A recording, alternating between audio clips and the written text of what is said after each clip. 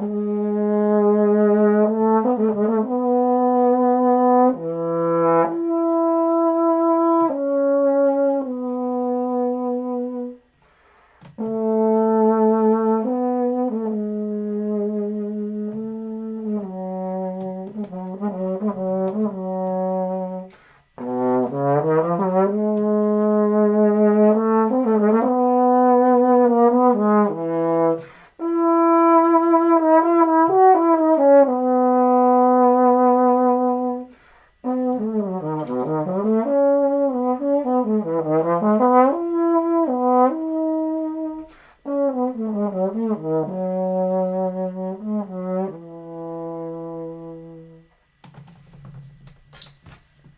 practicing. It's Frequency Bone Summer Music Connection 6. And I just thought I'd do something on practicing. In this particular video on practicing, I think I'm just going to practice in front of you. No cuts. None of my videos have any cuts. Just to give you the raw, imperfect playing. But how I come to grips with certain aspects and dive into things. So I'm going to continue my practicing. You're welcome to watch. If you feel it's boring, there's a lot of other videos you can watch. Because it's kind of strange practicing in front of other people. You know? But, hey, it is what it is. Practicing really is a process. And I'm just going to be my process, do my process, as if you weren't there, to the best of my ability.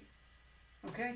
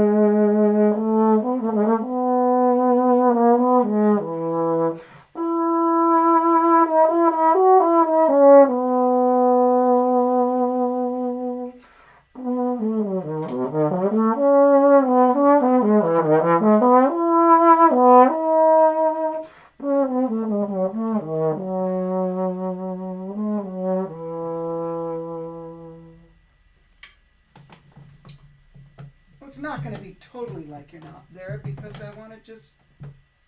I always talk in my practice sessions anyway, so I might as well talk to you. You know, I'm listening to that and I'm thinking,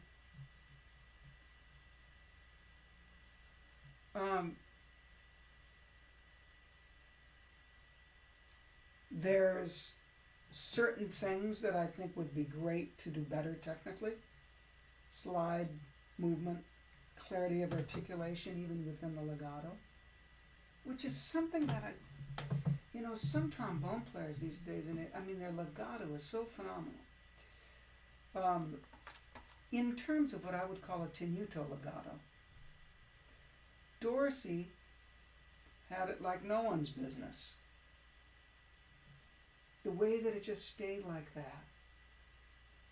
I try to do that to my playing, but it's not the way I naturally am, or not the way I even naturally express myself. But the constant for me of that is the musical intention. So looking at this lovely little Bordoni number 66, I do catch myself saying Rochut. He at least brought it to the attention of the trombonists. Okay? What can I do with this?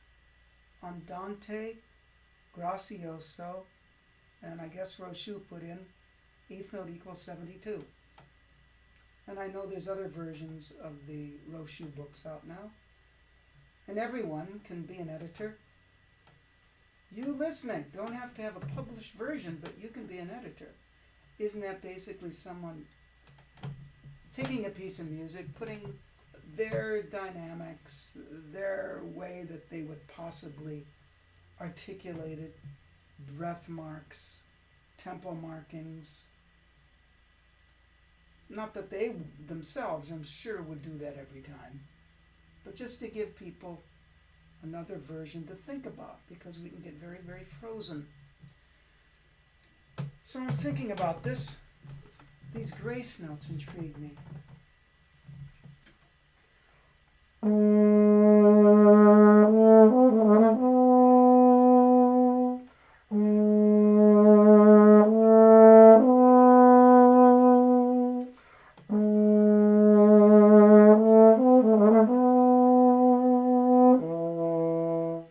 So I find that doing without the grace note, I almost have a sense of the line moving forward horizontally more than when I put the grace notes in. So now with the addition of the grace notes, what are they trying to express? Well, what is the line trying to express? Andante gracioso.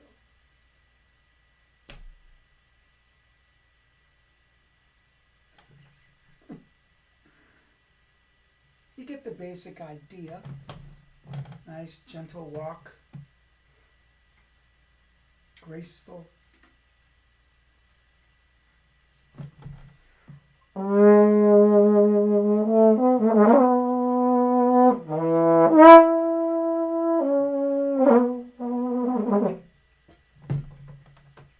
you ever done that to it?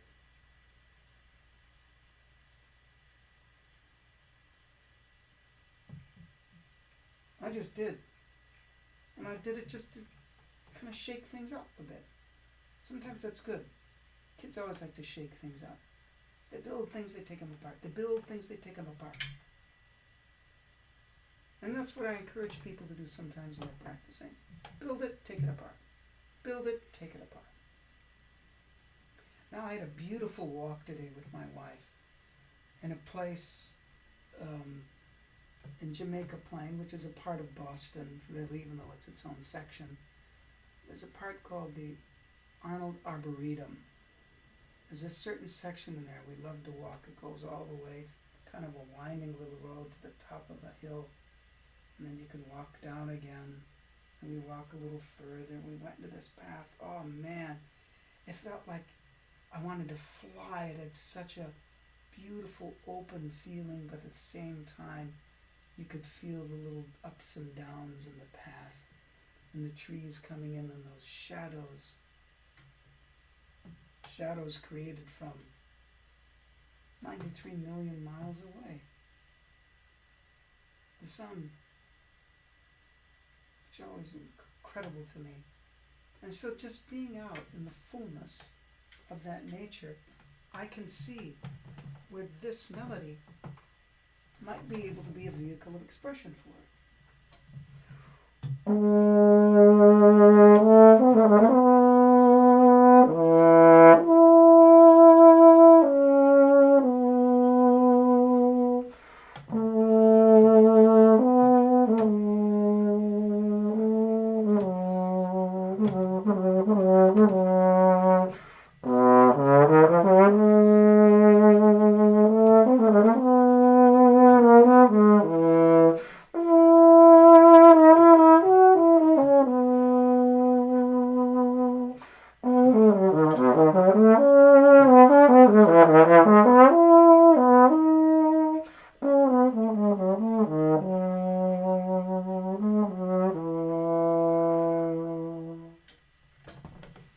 I felt very, very different playing it that time. I got more into something that I could infuse into this. This is a piece of clay. It's a very structured piece of clay. Okay? But you have to find your own timings within it. Oh, I know it says chord being the eighth note equal this. But then again, did Bordoni write that in? And even if he did, you can say, well, I need to practice it at different levels of dynamic, different levels, different kinds of expression, different speeds. And then when you break things apart like that, you all of a sudden see how really they can be very connected.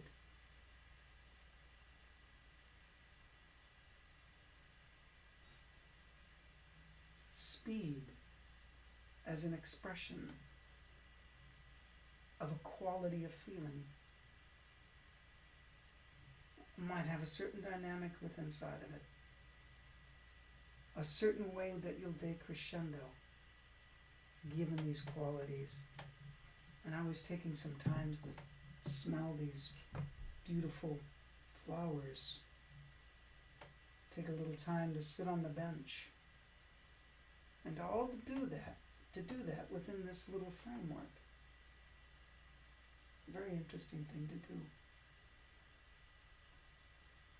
I know, but even technically some of it was better.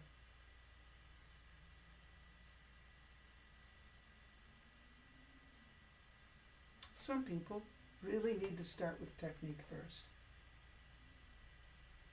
And I understand, if I was having a lot of problems with the note not wanting to come out, I'd probably spend some time making sure I had a reed that worked. Okay?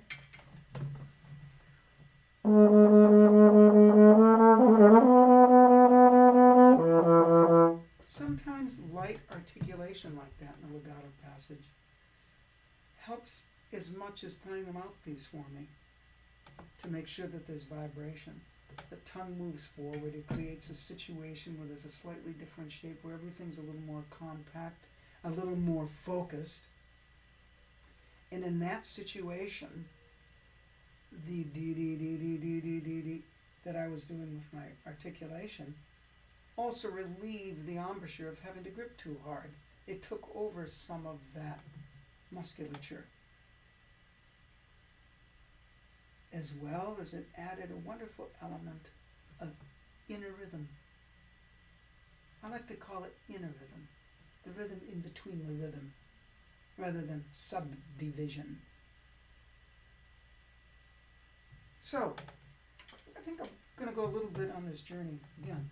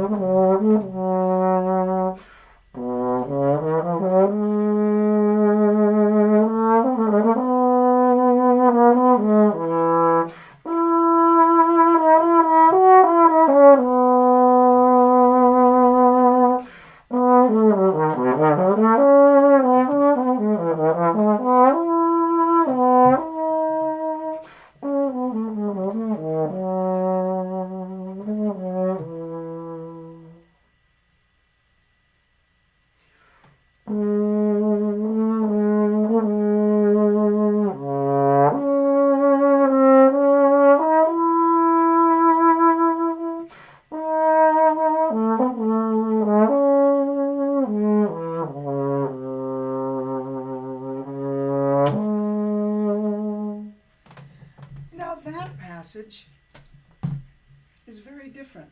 And if you notice, when I played from the beginning to that hold on the E, wasn't exactly the same as the other time. I didn't feel exactly the same, so I wasn't going to do it exactly the same. But this little section now, I wonder if it's a different thought process inside of the person. It's maybe not so much just seeing the joy of the flowers and the feeling of communing with nature and knowing you're a part of nature too. This also brought up some other feelings. You could say, well, it switches to minor there, it's a little bit sadder. Or more contemplative at another level of life, which you could look at as sad or not. So if we're seeing the joy of all these leaves and trees and birds and flowers and sky and shadows and light, this section, maybe it contemplates the fact that none of this lasts forever. Neither do we.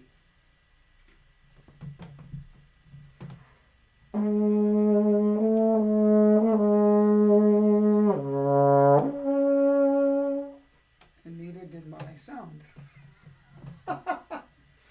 That's the dynamic I was kind of feeling, that haunting nature of a clarinet. But here we have a decision to make now, at least right now, with the given condition of my face. I can have that same feeling, but I might not be able to do it as soft as I'd like. So I'll bring that contemplation up a little bit in terms of not so deep with going like this, but have it come out a little bit, but still be that contemplation of transience in the physical worlds.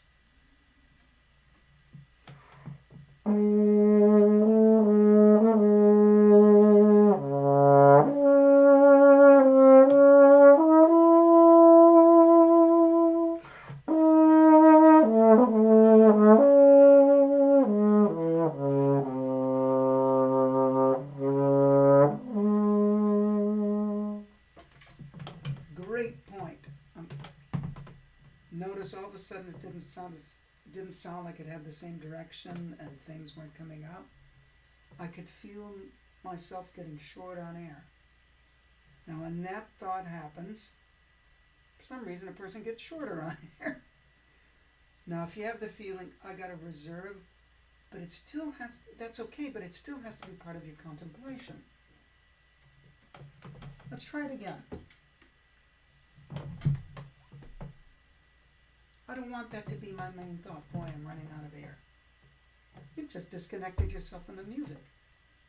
Well, I guess in this case, the air is pretty transient. It's not going to last forever in there. So maybe it'll remind me of the preciousness of the time I have and to use that time wisely.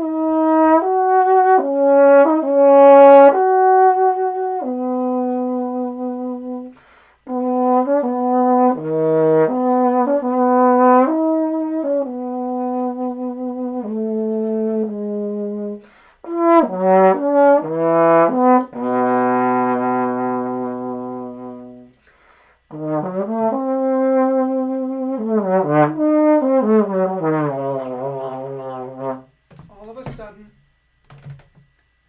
I could feel, I just picked this up today. You think, oh, you learned this, you should know this. I'm not that kind of player because things are new to me each time. And all of a sudden I was thinking more minor and I played a D natural instead of a D sharp. Anyway,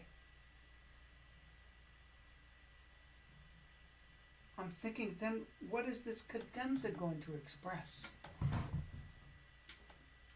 What is it going to express besides a nice architecture of line?